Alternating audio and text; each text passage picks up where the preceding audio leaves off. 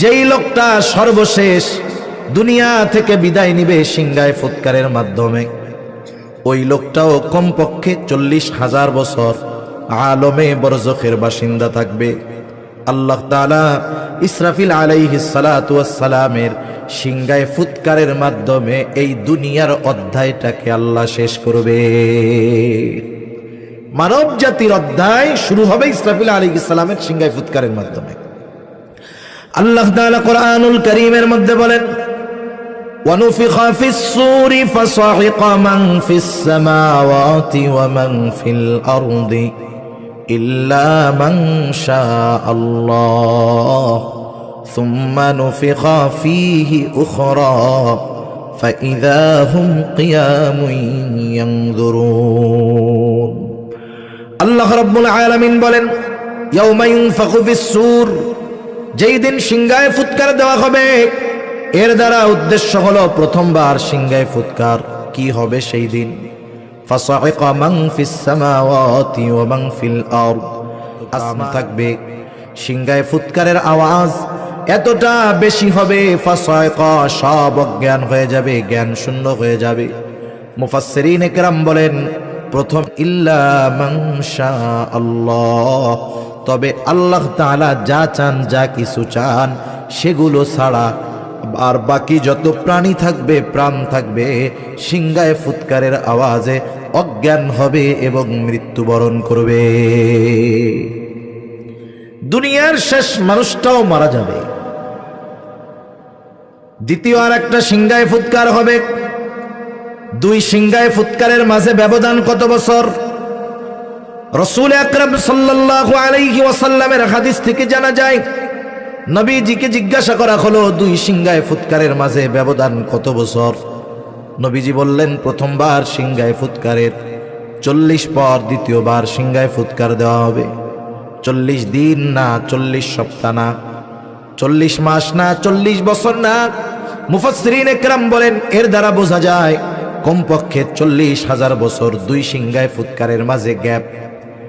আর দুই সিংহায় ফুৎকারের মাঝে ব্যবধান যেহেতু 40,000 বছর, তাহলে যেই লোকটা দুনিয়া থেকে সর্বশেষ ইন্তেকাল করবে তাকেও কমপক্ষে 40,000 বছর আলমে বরজখে অবস্থান করা লাগবে।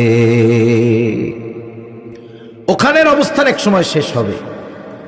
আল্লাহ তাআলা বলেন, ثُمَّ نُفِخَ فِيهِ أُخْرَى فَإِذَا هُمْ قِيَامٌ يَنْظُرُونَ। আল্লাহ তাআলা বলেন, অতঃপর যখন সিংহায় ফুৎকার দেওয়া হবে, প্রত্যেকের অবস্থান স্থল থেকে উঠে যাবে এবং এদিকে সেদিকে তাকায়া দেখতে থাকবে। মানুষ সেই দিন, হাসরের দিন, মানুষ সেই দিন উঠবে। অবস্থা কি হবে? মানুষ উঠবে বিবস্ত্র অবস্থায়, কারো গায়ে কোনো পোশাক থাকবে না।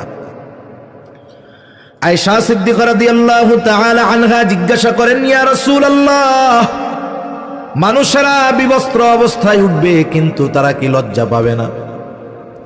একজন কি আরেকজনের দিকে তাকাবে না? নবীজি বলেন, আয়েশা, মানুষ এতটা চিন্তিত ভীত থাকবে যে একজন আরেকজনের দিকে তাকানোর বিষয়টা চিন্তাও করবে না। অটোমেটিক তাদের মধ্যে ভীতি সঞ্চার হয়ে যাবে। যেমন মাঝে মধ্যে আমরা দেখি একেবারে পরিষ্কার আকাশ, পরিষ্কার আবহাওয়া, বিশেষ করে বৈশাখ মাসে কয়েক মিনিটের ভিতরে, মুহূর্তের ভিতরে গোটা আকাশ একেবারে কালো মেঘে আচ্ছন্ন হয়ে যায়। ভর দুপুর বেলা রাস্তা দেখা যায় না, অন্ধকার হয়ে যায় কয়েক মিনিটের ভিতরে। বলেন তো, এই আবহাওয়াটা দেখার পরে আকাশ যখন পরিষ্কার ছিল, আমার মনের অবস্থা যেমন ছিল, যখন ওই ধরনের মেঘ সাথে বাতাস, বলেন তো মনের অবস্থা পরিবর্তন হয় কি হয় না? তাহলে আবহাওয়া এটা মানুষের মনের পরিবর্তনের কারণ হতে পারে। কিয়ামতের ময়দানে এমন এক থমথমে ভাব বিরাজ করবে যে প্রত্যেকটা মানুষ চিন্তিত ভীত থাকবে, কেউ কারো দিকে তাকানোর বিষয়টা চিন্তা করবে না। কেমন অবস্থা হবে সেই দিন আল্লাহ তাআলা কোরআনুল কারীমের মধ্যে জানায় দেন, وَنُفِخَ فِي الصُّورِ فَإِذَا هُمْ مِنَ الْأَجْدَاثِ إِلَى রব্বিহিম ইয়ানসিলুন। আল্লাহ তাআলা কোরআনুল কারীমের মধ্যে বলেন, কিয়ামতের দিন সিংহায় ফুৎকার যখন দেওয়া হবে, দ্বিতীয় সিংহায় ফুৎকার, প্রত্যেকের অবস্থান স্থল থেকে উঠে যাবে, জাগ্রত হয়ে যাবে। ইলা রাব্বিহিম ইয়ানসিলুন, প্রত্যেকেই তার রবের দিকে ছুটতে থাকবে। কেমন যেন অটো ডিভাইস সিস্টেম করে দেওয়া, দৌড়াইতে থাকবে তারা রবের দিকে। একদল মানুষ যারা আলমে বরজখ, তাদের জন্য কষ্টের জায়গা ছিল, তারা হাসরের ময়দানে উঠেই এতটা চিন্তিত ভীত হয়ে যাবে, যারা কবরে আলমে বরজখে আযাবে ছিল, ওই মানুষগুলো তাদের আযাবের কথা ভুলে যাবে।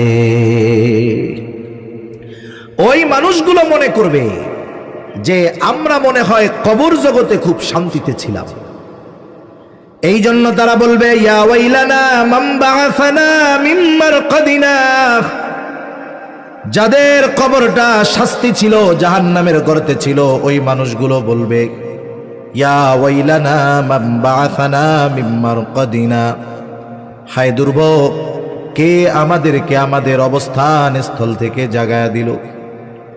মানুষ তো ঘুমায়া থাকলে জাগানো লাগে।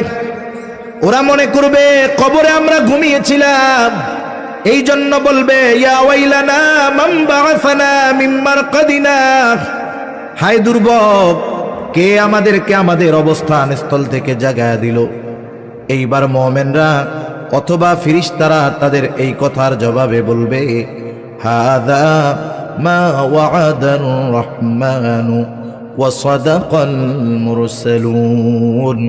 মুমিনরা অথবা ফেরেশতারা বলবে, হাযা মা ওয়া'আদার রহমান, এটাই হলো দয়াময়ের সেই প্রতিশ্রুত দিবস, যেই দিবসের ওয়াদা তিনি দিয়েছিলেন। এই দিবসের এক নাম হলো ইয়াউমুল হাসর, এই দিবসের এক নাম হলো ইয়াউমুল জাযা, এই দিবসের এক নাম হলো ইয়াউমুল কিয়ামাহ। এই হলো সেই দিবস, যেই দিবসের প্রতিশ্রুতি আল্লাহ তাআলা দিয়েছিলেন, দয়াময় রহমান দিয়েছিলেন। এই দিবসের সত্যায়ন পৃথিবীর শুরু থেকে নিয়ে যত নবী রাসূল এসেছেন, প্রত্যেকটা নবী রাসূল এই দিবসের সত্যায়ন করেছে। এটা হলো সেই দিবস। এই দিবস প্রতিদান দিবস। কিসের প্রতিদান? আল্লাহ তাআলা কোরআনুল কারীমের মধ্যে বলেন, ওয়া ইন্নামা তুওয়াফাউনা উজুরাকুম ইয়াওমাল কিয়ামাহ ফামান যুহজিহা আনিন নার ওয়া উদখিলাল জান্নাতা ফাকাদ ফাজ।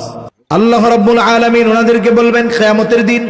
আল্লাহ তাআলা কোরআনুল কারীমের মধ্যে জানায় দেন, কিয়ামতের দিন প্রত্যেকটা মানুষকে তার কর্মের পূর্ণ প্রতিদান দেওয়া হবে। ওয়া ইন্নামা তুওয়াফাউনা উজুরাকুম ইয়াওমাল কিয়ামাহ, কিয়ামতের দিন মানুষকে তার দুনিয়ার কর্মের পূর্ণ প্রতিদান দেওয়া হবে।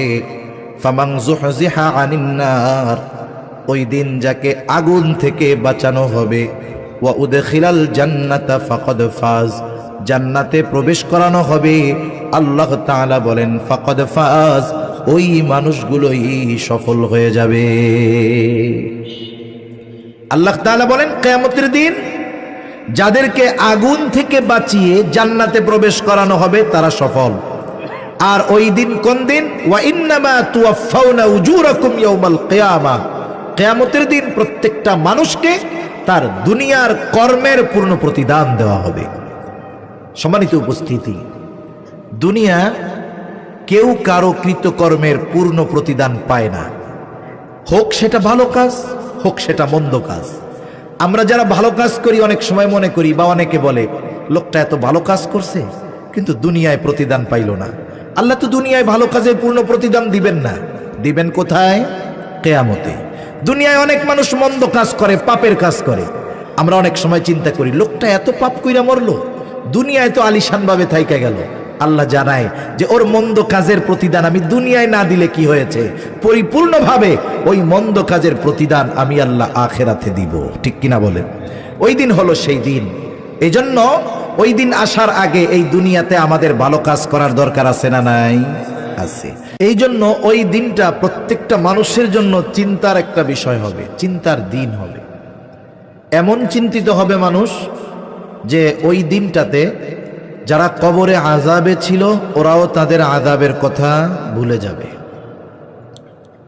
কিয়ামতের দিন আল্লাহ রাব্বুল আলামিন দুনিয়ায় মানুষ যেই কর্ম করেছে আল্লাহ তাআলা কিয়ামতের দিন প্রত্যেকটা কর্মের খবরও তাদেরকে জানায়া দিবে।